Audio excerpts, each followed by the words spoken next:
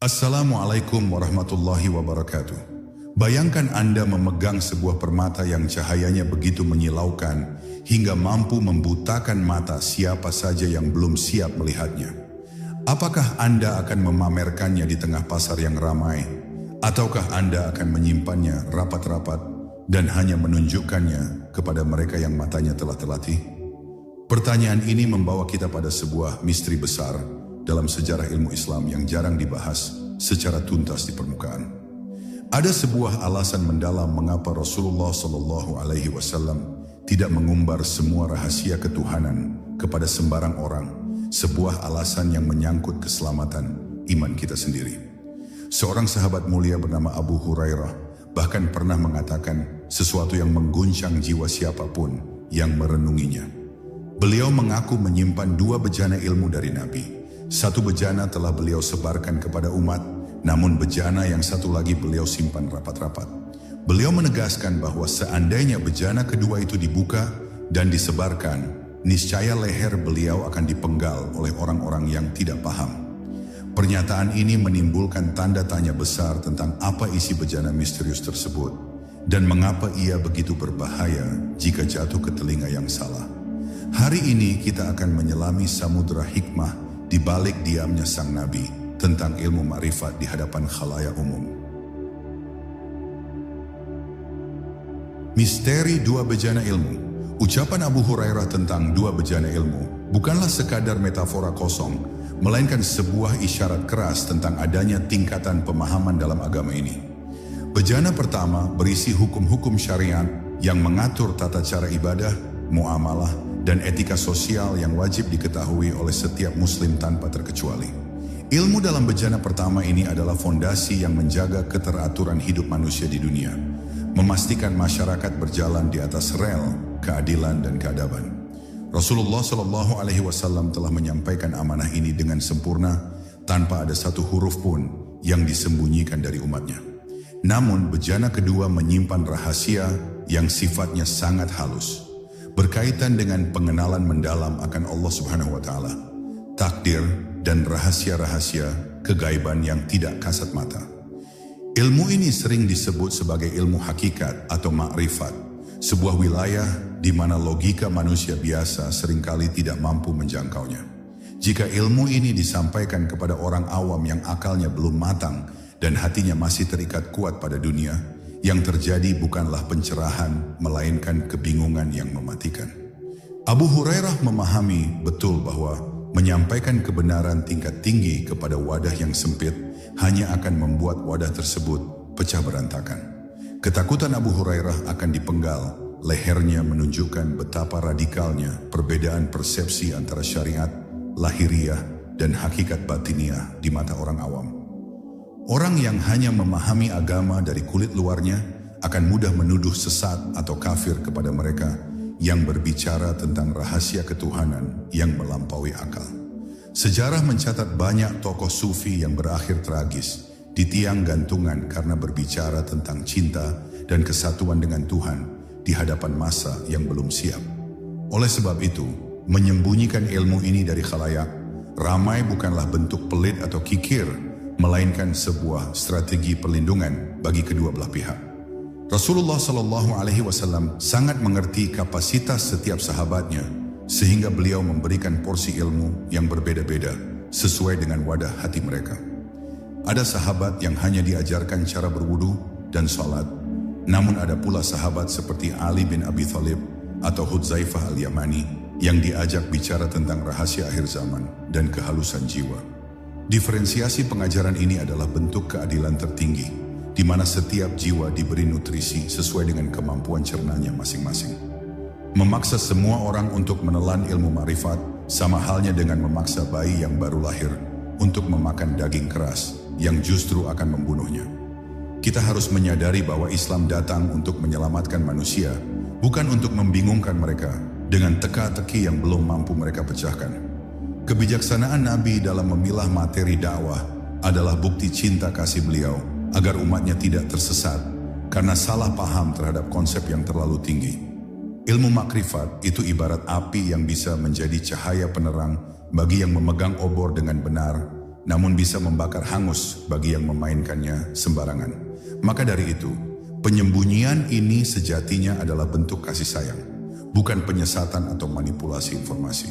Dunia spiritual memiliki hukum-hukumnya sendiri yang seringkali bertabrakan dengan logika materialistik yang mendominasi pikiran kebanyakan manusia sehari-hari. Ketika seseorang belum selesai dengan urusan syariatnya, belum lurus salatnya, dan belum bersih hatinya dari penyakit dunia, ia tidak memiliki kualifikasi untuk masuk ke ruang mesin rahasia semesta. Membuka pintu makrifat bagi mereka sama saja dengan memberikan kunci gudang senjata kepada anak kecil yang sedang marah. Inilah yang dihindari oleh para pewaris Nabi, menjaga agar ilmu ini tetap suci dan tidak disalahgunakan oleh hawa nafsu. Para ulama terdahulu sangat berhati-hati dalam menuliskan kitab-kitab yang membahas sisi batin agama. Seringkali mereka menggunakan bahasa simbolik yang hanya dimengerti oleh kalangan terbatas. Tujuannya adalah menyaring pembaca, memastikan bahwa hanya mereka yang bersungguh-sungguh dan memiliki kesiapan batinlah yang bisa mengakses makna di baliknya. Kita yang hidup di zaman ini perlu merenung, apakah kita sudah memantaskan diri untuk menerima warisan bejana kedua tersebut, atau kita masih sibuk memperdebatkan kulit luar bejana pertama. Perjalanan menuju Allah adalah perjalanan mendaki, dan tidak semua orang memiliki napas yang cukup panjang untuk mencapai puncaknya secara instan. Bahaya salah paham dan fitnah. Kata fitnah dalam bahasa agama seringkali merujuk pada ujian berat yang bisa mengguncang keimanan seseorang hingga ke akar-akarnya. Salah satu penyebab terbesar fitnah dalam sejarah pemikiran Islam adalah ketika ilmu hakikat dikonsumsi mentah-mentah oleh mereka yang tidak memiliki dasar syariat yang kokoh. Bayangkan seseorang yang baru belajar berjalan, tiba-tiba dipaksa berlari maraton. Ia tidak hanya akan jatuh, tetapi mungkin akan mengalami cedera permanen yang membuatnya tidak bisa berjalan lagi. Demikian pula, menyuguhkan konsep makrifat kepada orang awam bisa membuat mereka tergelincir dalam kekafiran tanpa mereka sadari. Ada sebuah risiko besar ketika seseorang salah memahami konsep takdir dan kehendak Allah Subhanahu wa Ta'ala yang merupakan inti dari pelajaran makrifat. Orang yang belum matang bisa saja berbuat maksiat, berzina, atau mencuri, lalu dengan tenang berdalih bahwa semua itu adalah kehendak Tuhan dan dia tidak memiliki pilihan. Pemahaman yang menyimpang ini disebut Jabariyah, sebuah kesesatan fatal yang lahir dari pembacaan hakikat yang tidak dibarengi dengan tanggung jawab syariat. Rasulullah Shallallahu Alaihi Wasallam menutup celah ini dengan menekankan hukum halal haram secara tegas di hadapan publik untuk menjaga ketertiban moral. Masyarakat membutuhkan pegangan yang jelas dan tegas untuk menjalani kehidupan sehari-hari, sebuah panduan hitam putih yang mudah dipahami. Jika Nabi mengajarkan bahwa di mata hakikat semua perbuatan adalah ciptaan Tuhan, maka sistem hukum akan runtuh dan penjahat tidak bisa dihukum. Hakim di pengadilan dunia harus memutuskan perkara berdasarkan bukti lahiriah, bukan berdasarkan pandangan batin yang tidak bisa dibuktikan secara empiris. Oleh karena itu, ilmu makrifat disimpan di ruang privat agar tidak merusak tatanan sosial yang dibangun di atas hukum syariat. Kesesatan berpikir akibat salah menafsirkan ilmu tinggi ini juga bisa melahirkan kesombongan spiritual yang sangat berbahaya bagi pelakunya. Seseorang mungkin merasa telah mencapai tingkat menyatu dengan Tuhan sehingga ia merasa bebas dari kewajiban salat atau puasa. Mereka beranggapan bahwa syariat hanyalah untuk orang awam, sedangkan mereka telah mencapai inti sehingga tidak lagi membutuhkan kulit. Padahal Rasulullah Shallallahu Alaihi Wasallam yang merupakan manusia paling ma'rifat sekalipun, kakinya bengkak karena berdiri salat malam hingga akhir hayatnya. Menjaga umat dari kebingungan teologis adalah prioritas utama Nabi dibandingkan memuaskan rasa ingin tahu segelintir orang yang belum tentu sanggup menanggung beban ilmu tersebut. Beliau bersabda, berbicaralah kepada manusia sesuai dengan kadar akal mereka, sebuah pedoman emas dalam komunikasi dakwah. Jika pembicaraan tersebut justru membuat pendengarnya mendustakan Allah dan Rasul-Nya karena ketidakpahaman, maka diam adalah emas. Lebih baik seseorang mati dalam keadaan awam namun taat syariat, daripada mati membawa pemahaman makrifat yang keliru dan menyesatkan. Kita bisa melihat fenomena di zaman modern ini, di mana banyak orang belajar ilmu tasawuf, falsafi, dari buku atau internet, tanpa bimbingan guru yang mursyid. Hasilnya adalah lahirnya generasi yang pandai bicara tentang konsep ketuhanan yang rumit, namun kering dari adab dan ibadah praktis. Mereka terjebak dalam labirin istilah-istilah langit, sementara kaki mereka tidak memijak bumi kenyataan, menciptakan disonansi kognitif yang merusak jiwa.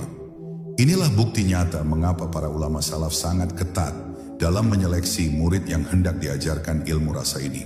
Bahaya fitnah ini tidak hanya mengancam individu, tetapi juga bisa memecah belah persatuan umat jika menjadi perdebatan umum yang tak berujung.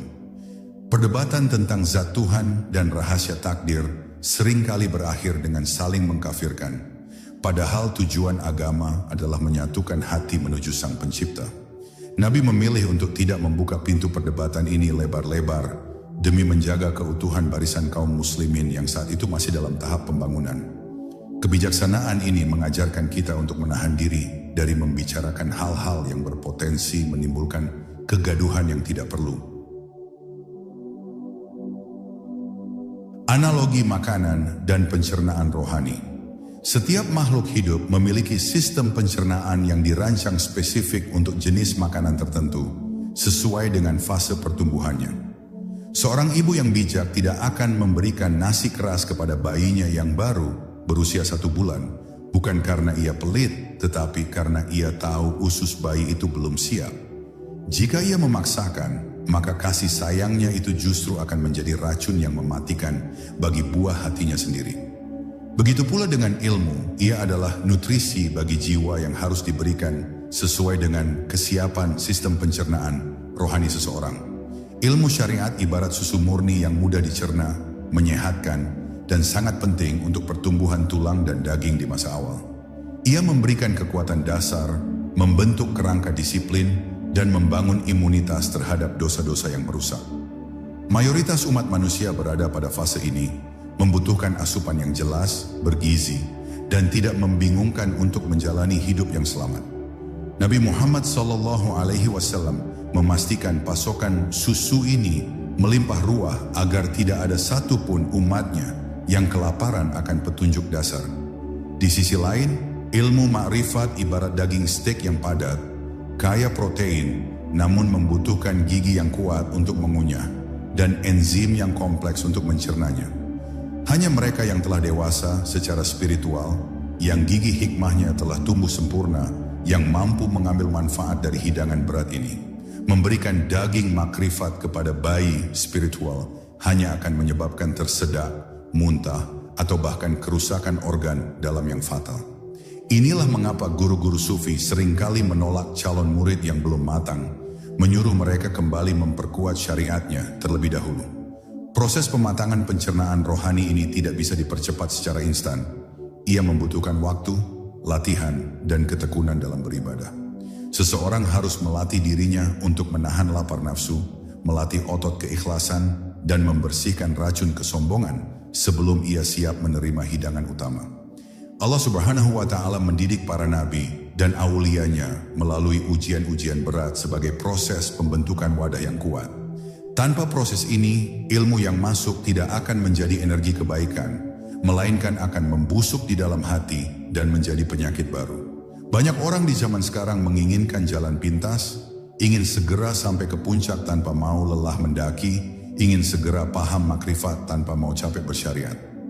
Sikap mental instan ini sangat berbahaya karena mengabaikan hukum alam tentang pertumbuhan dan tahapan yang sunnatullah. Mereka lupa bahwa pohon yang tinggi menjulang pasti memiliki akar yang menghunjam dalam dan kuat ke dalam tanah. Syariat adalah akar tersebut. Tanpa akar yang kuat, pohon makrifat akan tumbang diterpa angin ujian yang paling ringan sekalipun. Rasulullah SAW mengajarkan kita untuk bersabar dalam menuntut ilmu, menikmati setiap fase pertumbuhan jiwa dengan penuh rasa syukur. Tidak perlu iri melihat orang lain yang sudah mampu memakan daging, karena setiap orang memiliki lini masa spiritualnya masing-masing. Fokuslah pada apa yang ada di piring kita saat ini, kunyah dengan baik, dan biarkan ia menjadi darah daging yang membentuk karakter kita. Jika Allah menghendaki kita naik kelas, Dia sendiri yang akan menyiapkan sistem pencernaan kita untuk menerima asupan yang lebih tinggi. Pemahaman tentang kapasitas diri ini adalah bentuk ketawaduan yang tinggi, menyadari bahwa kita adalah hamba yang memiliki keterbatasan. Memaksakan diri untuk memahami hal-hal gaib di luar kemampuan akal justru bisa menjadi bentuk kesombongan tersembunyi yang dibenci Tuhan. Biarlah rahasia-rahasia itu terbuka secara alami, seiring dengan bersihnya hati, seperti bunga yang mekar pada waktunya, bukan dipaksa buka kelopaknya sebelum saatnya tiba. Nikmatilah susu syariat yang murni itu, karena di dalamnya pun terkandung gizi yang cukup untuk mengantarkan kita ke surganya. Pelajaran dari Musa dan Khidr. Kisah pertemuan Nabi Musa dan Nabi Khidr yang diabadikan dalam Quran. Surat Al-Kahfi adalah representasi paling sempurna tentang benturan antara syariat dan hakikat. Musa adalah simbol dari hukum syariat yang logis, tegas, dan berpatokan pada apa yang tampak di mata serta tertulis dalam kitab. Sementara Khidr adalah representasi dari ilmu laduni, sebuah pengetahuan langsung dari Allah Subhanahu wa Ta'ala yang menembus batas ruang dan waktu, melihat apa yang ada di balik dinding kejadian. Perjalanan mereka berdua adalah teater ilahi yang mengajarkan kita bahwa apa yang tampak buruk di mata syariat belum tentu buruk di mata hakikat. Ketika Khidr melubangi perahu nelayan miskin yang telah berbaik hati menumpangkan mereka, Musa protes keras karena tindakan itu secara hukum adalah perusakan dan kezaliman. Logika Musa benar dalam konteks syariat. Merusak harta orang lain adalah dosa dan tidak masuk akal bagi seorang yang saleh. Namun Khidr melihat dengan pandangan makrifat bahwa di depan sana ada raja zalim yang merampas setiap perahu bagus, dan cacat itu justru menyelamatkan perahu tersebut dari penyitaan. Di sini kita belajar bahwa ilmu hakikat memiliki logika penyelamatan yang tidak terjangkau oleh analisis hukum formal. Konflik memuncak ketika Khidr membunuh seorang anak kecil yang tidak berdosa, sebuah tindakan yang dalam kacamata syariat adalah kejahatan terbesar dan tidak bisa ditoleransi. Musa tidak bisa menahan diri untuk tidak menghakimi perbuatan tersebut sebagai sesuatu yang mungkar dan keji. Namun, lagi-lagi Khidr menyingkap tabir masa depan, bahwa anak itu jika dewasa akan menyeret kedua orang tuanya yang saleh ke dalam kekafiran dan kesesatan. Kematian anak itu adalah bentuk rahmat tersembunyi bagi si anak dan kedua orang tuanya. Sebuah hikmah yang hanya bisa dilihat oleh mata yang dipinjamkan penglihatan oleh Tuhan. Kisah ini menegaskan bahwa ilmu makrifat yang dimiliki Khidr sangatlah eksklusif dan tidak bisa dijadikan hukum umum bagi masyarakat luas. Bayangkan jika tindakan Khidr dijadikan jurisprudensi atau dalil hukum positif, maka orang-orang akan saling membunuh dengan alasan mendapat ilham tentang masa depan korbannya. Kekacauan total akan terjadi di muka bumi karena setiap orang bisa mengklaim memiliki pengetahuan batin untuk melanggar hukum lahir. Inilah alasan kuat mengapa Nabi Muhammad SAW tidak mengajarkan metode Khidr ini secara terbuka di mimbar-mimbar beliau. Nabi Musa, meskipun seorang ulul azmi yang agung, diajarkan untuk rendah hati mengakui bahwa ada hamba Allah lain yang memiliki ilmu yang tidak dimilikinya. Ini adalah tamparan bagi ego intelektual kita yang sering merasa paling tahu dan paling benar dalam menilai segala sesuatu. Allah ingin menunjukkan bahwa syariat adalah pagar pengaman.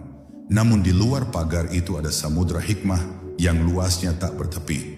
Namun bagi kita umat Nabi Muhammad, kita diperintahkan untuk mengikuti jejak syariat Musa dalam kehidupan sosial sambil meyakini adanya hikmah batin seperti Khidr dalam hati kita. Pelajaran penting lainnya adalah tentang adab seorang murid terhadap guru yang memiliki wawasan spiritual lebih luas. Musa tidak mampu bersabar karena ia menggunakan timbangan akal rasionalnya untuk menimbang perbuatan yang sifatnya suprarasional. Ketidaksabaran ini adalah cerminan dari ketidaksiapan wadah untuk menampung air ilmu yang deras dan tidak biasa. Kita diajarkan untuk tidak buru-buru memvonis kejadian buruk yang menimpa kita. Karena bisa jadi itu adalah perahu yang dilubangi untuk menyelamatkan kita dari bahaya yang lebih besar. Pada akhirnya, kisah ini bukan untuk menyuruh kita meniru perbuatan Khidr secara harfiah, melainkan untuk memperluas cakrawala kesadaran kita. Kita diajak untuk memiliki husnuzan, prasangka baik kepada Allah Subhanahu wa Ta'ala, di balik setiap takdir yang tampak menyakitkan atau tidak adil. Nabi tidak mengajarkan ilmunya secara terang-terangan agar umat tidak bingung. Namun beliau meninggalkan jejak kisahnya dalam Al-Quran agar mereka yang berpikir bisa mengambil pelajaran. Ini adalah metode pendidikan tingkat tinggi, menyembunyikan dalam terang agar hanya pencari sejati yang menemukannya. Syariat sebagai benteng pelindung. Syariat seringkali disalahpahami sebagai sekumpulan aturan kaku yang membatasi kebebasan, padahal sejatinya ia adalah benteng yang melindungi jiwa dari kehancuran. Tanpa dinding syariat yang kokoh, bangunan spiritualitas seseorang akan mudah roboh diterjang badai hawa nafsu dan tipu daya setan. Rasulullah SAW membangun fondasi umat ini dengan batu bata syariat yang tersusun rapi, memastikan setiap individu memiliki pelindung yang aman. Mengajarkan makrifat tanpa memperkokoh benteng syariat sama halnya dengan mengajak orang berperang tanpa baju zirah. Coba perhatikan buah kelapa atau buah durian. Bagian isinya yang lezat dan berharga selalu dilindungi oleh kulit yang keras dan tebal. Kulit yang keras itu, syariat, berfungsi menjaga agar isi di dalamnya, hakikat, tidak busuk, tidak dimakan hama, dan tetap murni hingga saatnya dibuka. Jika kulit itu dikupas terlalu dini sebelum buahnya matang, maka isinya akan rusak dan tidak bisa dinikmati. Demikianlah hubungan tak terpisahkan antara syariat dan hakikat. Syariat adalah penjaga kemurnian hakikat. Banyak pencari Tuhan yang tersesat di tengah jalan karena mereka meremehkan syariat dan merasa sudah cukup dengan isi.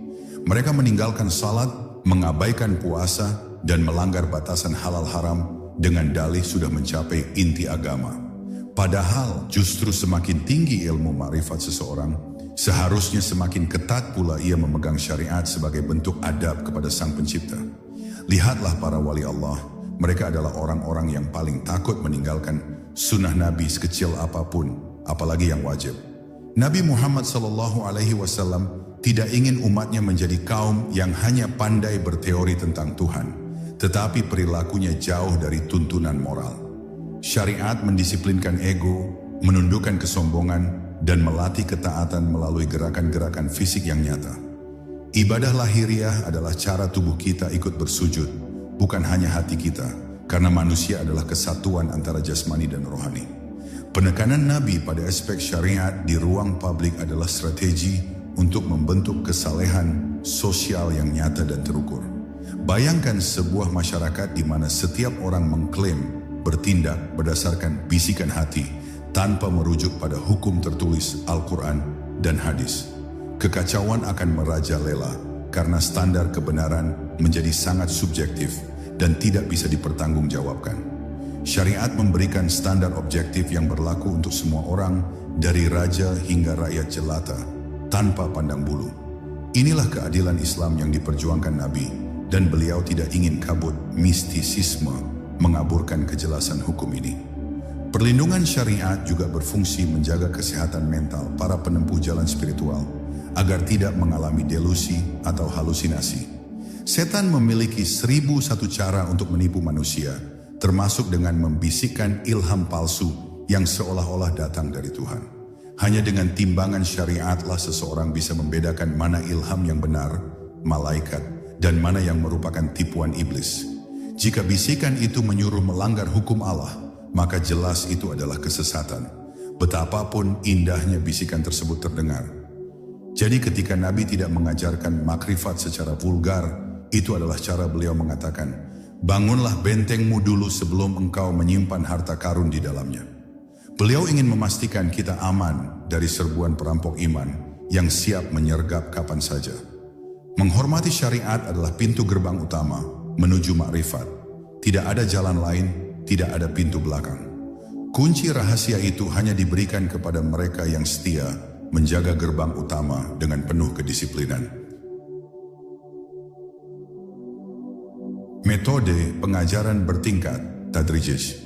Pendidikan yang efektif selalu mengenal konsep kurikulum yang bertahap, dimulai dari yang mudah menuju yang sulit, dari yang konkret menuju yang abstrak. Rasulullah Shallallahu Alaihi Wasallam adalah mahaguru terbaik yang menerapkan metode tadrij bertahap ini dalam membina umatnya selama 23 tahun. Beliau tidak langsung mengajarkan konsep teologi yang rumit pada fase awal dakwah di Mekah, melainkan fokus pada penanaman tauhid dasar dan akhlak mulia. Mengajarkan makrifat tingkat tinggi di awal dakwah justru akan membuat orang lari ketakutan karena ketidaksiapan mental mereka menerima guncangan paradigma. Kita bisa melihat bagaimana ayat-ayat Al-Quran pun turun secara berangsur-angsur, merespons peristiwa yang terjadi dan menjawab kebutuhan umat saat itu. Jika Allah Subhanahu wa Ta'ala saja menurunkan wahyunya secara bertahap, maka mengajarkan ilmunya pun harus mengikuti pola yang sama. Nabi menanamkan benih iman, lalu menyiraminya dengan amal saleh, memupuknya dengan akhlak, hingga akhirnya pohon iman itu siap berbuah makrifat. Memotong proses ini dengan mengajarkan hasil akhir di depan adalah pelanggaran terhadap sunnatullah dalam pendidikan jiwa.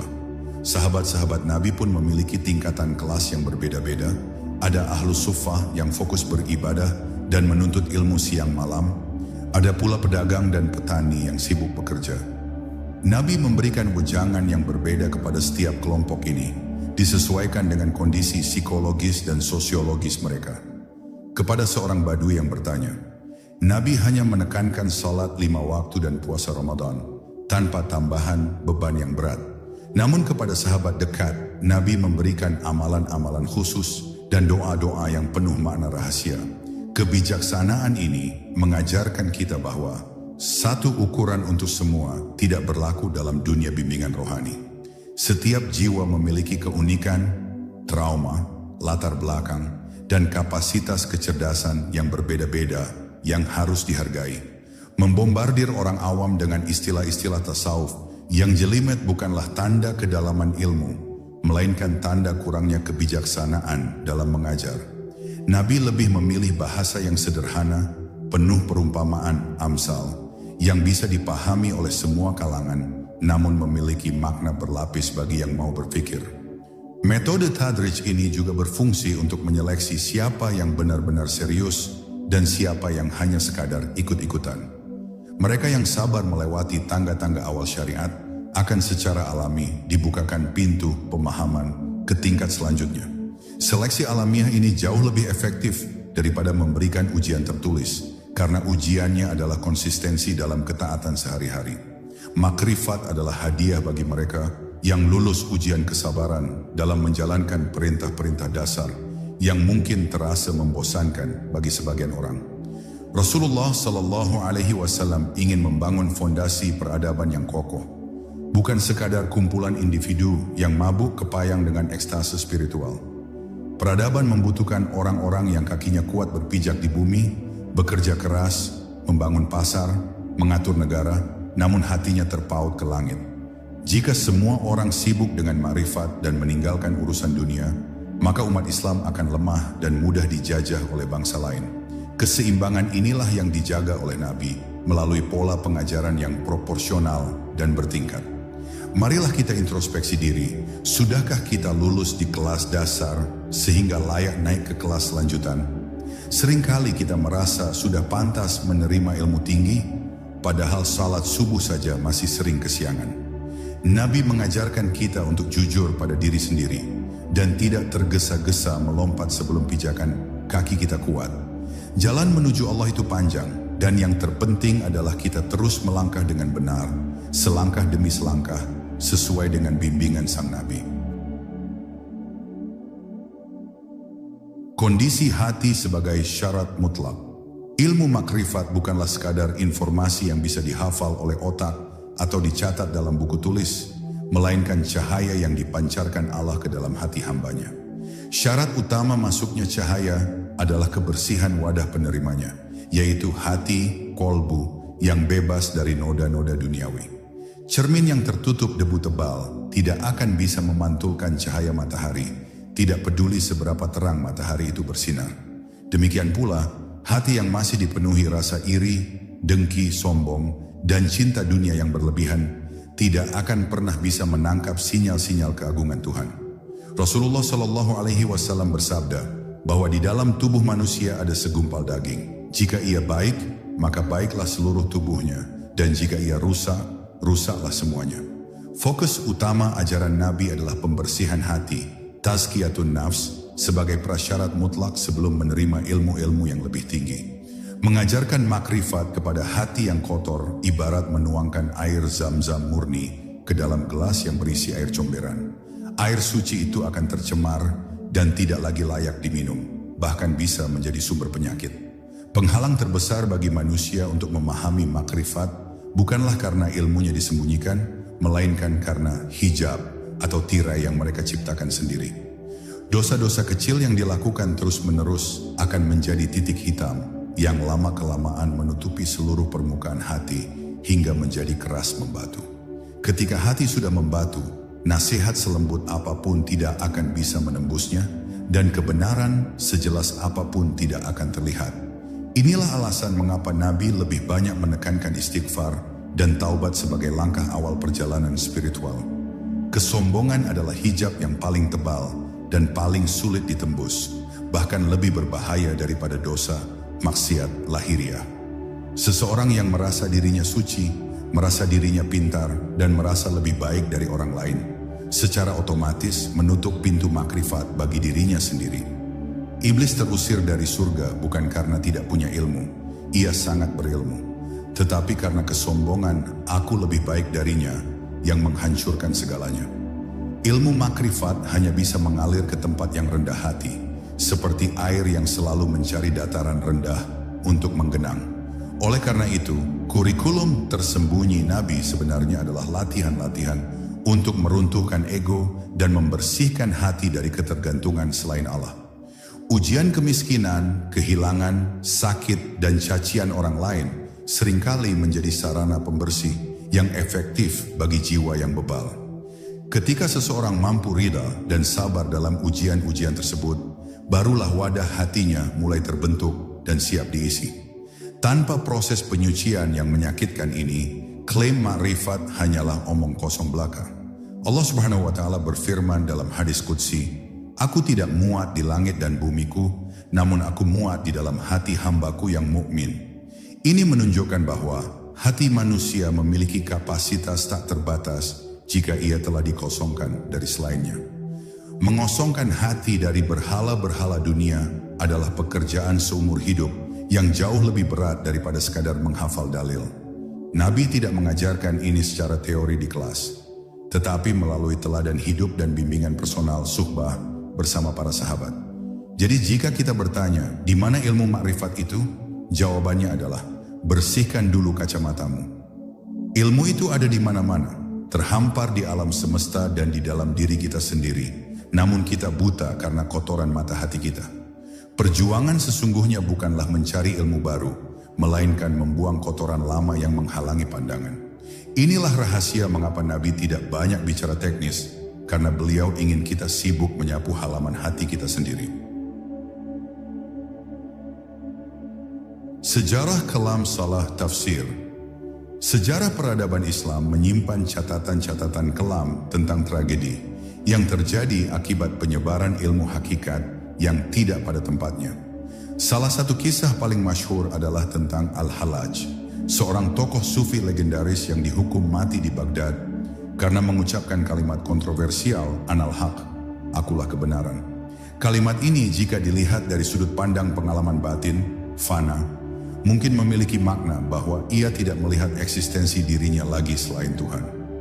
Namun di telinga masyarakat awam dan penegak hukum, ucapan itu adalah pengakuan menjadi Tuhan, sebuah kekufuran yang nyata dan tidak bisa dimaafkan.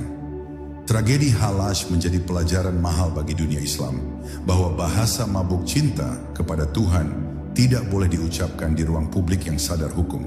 Para ulama fikih saat itu terpaksa menjatuhkan hukuman mati, bukan semata-mata karena kebencian, tetapi untuk menjaga akidah umat agar tidak bingung.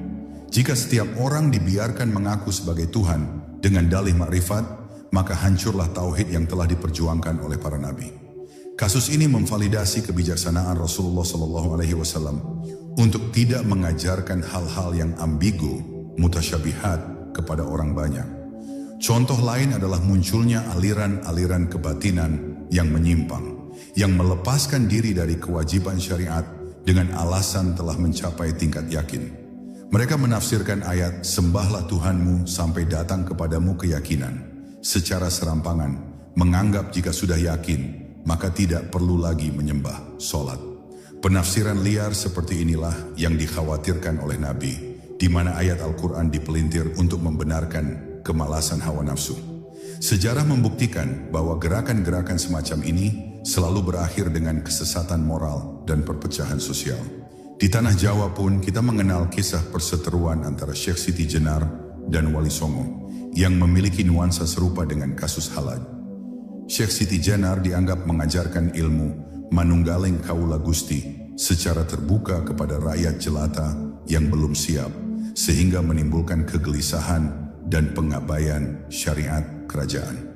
Para wali yang bijaksana akhirnya mengambil tindakan tegas untuk menghentikan penyebaran ajaran tersebut demi stabilitas dakwah Islam yang baru tumbuh.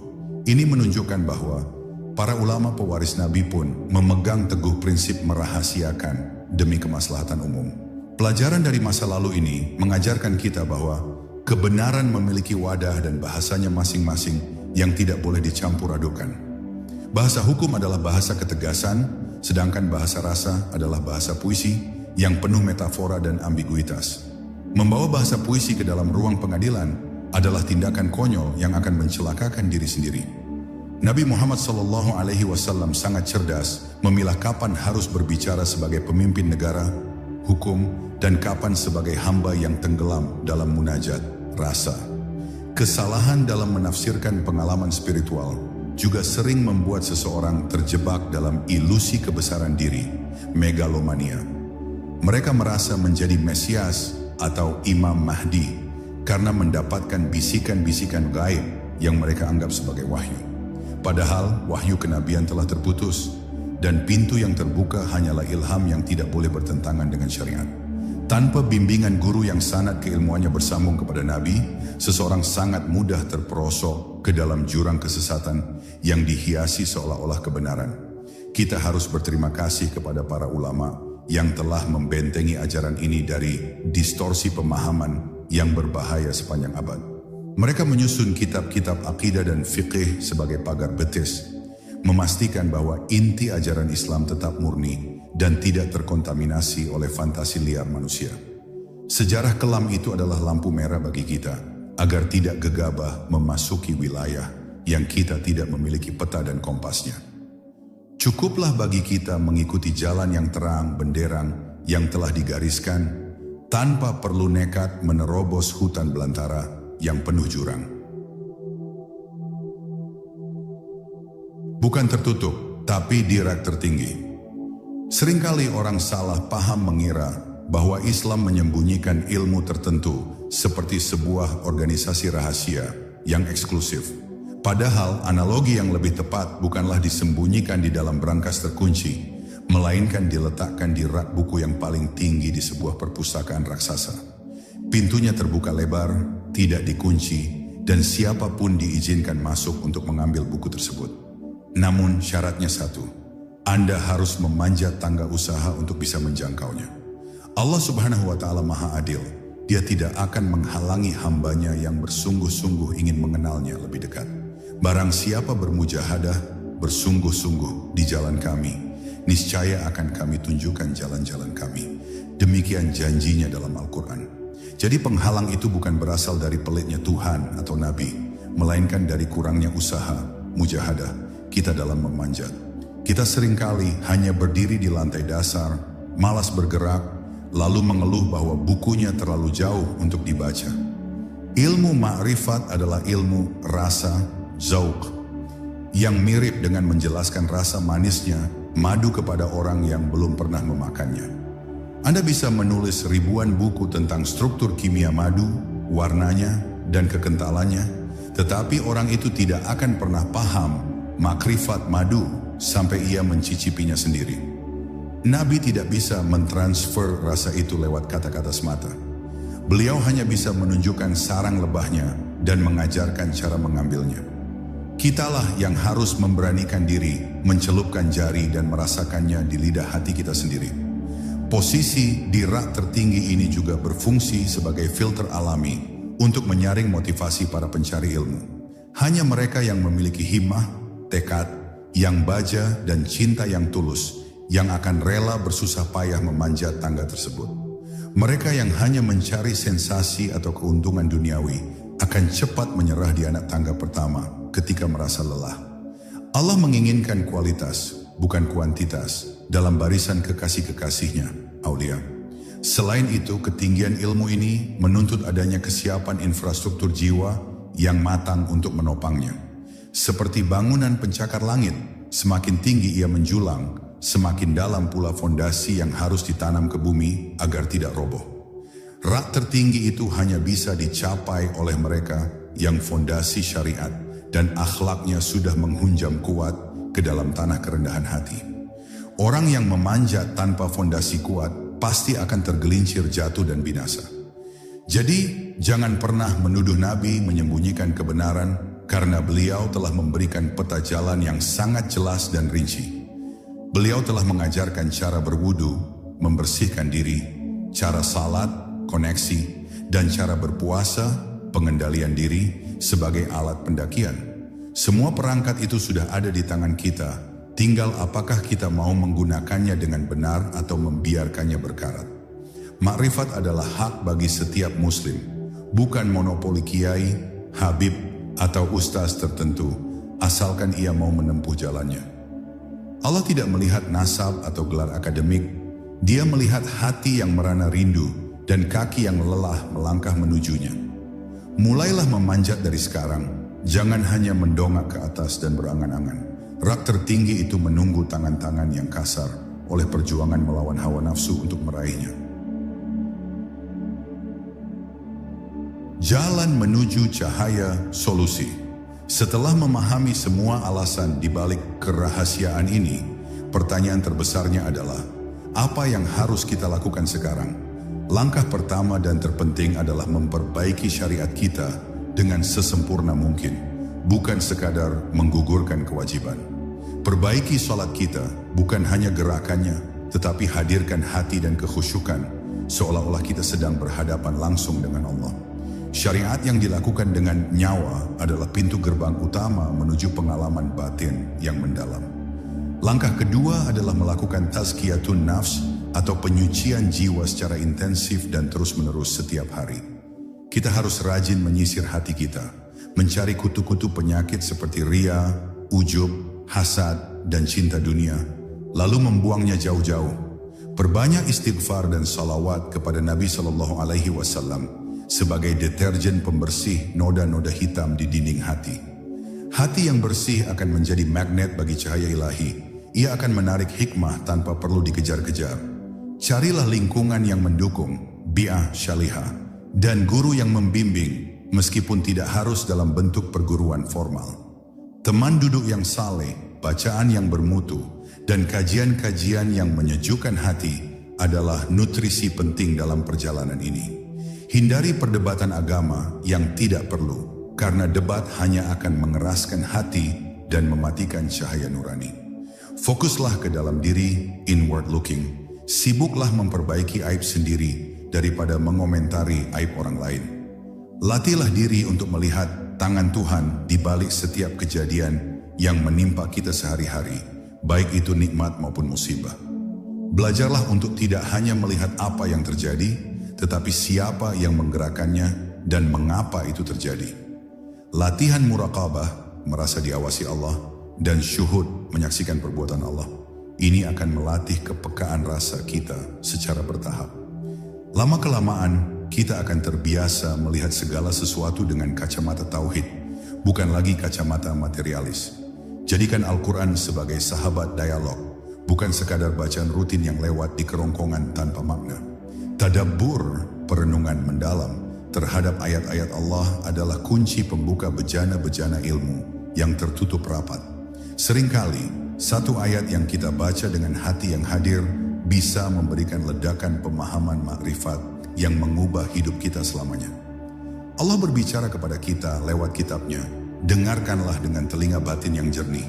Ingatlah pesan Nabi, barang siapa mengamalkan ilmu yang ia ketahui, niscaya Allah akan mewariskan kepadanya ilmu yang belum ia ketahui. Ini adalah rumus ajaib dalam dunia spiritual. Amalkan yang sedikit, nanti Allah tambah yang banyak. Jangan menunggu tahu segalanya baru beramal, tetapi beramallah, maka engkau akan tahu. Ilmu laduni dan makrifat adalah bonus dari ketulusan pengamalan syariat, bukan tujuan yang harus dikejar dengan ambisi nafsu. Akhirnya, serahkan segala hasil kepada Allah Subhanahu wa Ta'ala dengan sikap tawakal yang total. Tugas kita hanyalah menjadi hamba yang taat. Soal apakah kita akan dibukakan hijab makrifat atau tidak, itu adalah hak prerogatifnya semata. Jangan memaksa Tuhan untuk memberi apa yang kita mau, tetapi pantaskan diri untuk menerima apa yang Dia beri. Menjadi hamba yang ridha dengan ketetapannya adalah puncak dari segala makrifat itu sendiri. Sahabat sekalian, misteri mengapa Nabi tidak mengajarkan makrifat secara terang-terangan kini telah terurai di hadapan kita. Bukan karena pelit, bukan karena menyembunyikan kebenaran, melainkan karena cinta kasih beliau yang begitu besar untuk menjaga keselamatan iman kita. Beliau ingin kita berjalan dengan selamat, setapak demi setapak, tanpa tergelincir ke jurang kesesatan karena beban ilmu yang belum sanggup kita pikul. Semoga pembahasan panjang ini tidak hanya menjadi wawasan intelektual semata, tetapi menjadi pemicu bagi kita untuk menata kembali hati dan ibadah kita. Mari kita mulai memanjat tangga itu dengan penuh kerendahan hati, memperbaiki syariat, membersihkan hati, dan berharap rahmat-Nya. Jika Allah menghendaki, cahaya itu pasti akan menyapa relung hati kita yang paling dalam. Terima kasih telah menyimak hingga detik ini. Wassalamualaikum warahmatullahi wabarakatuh.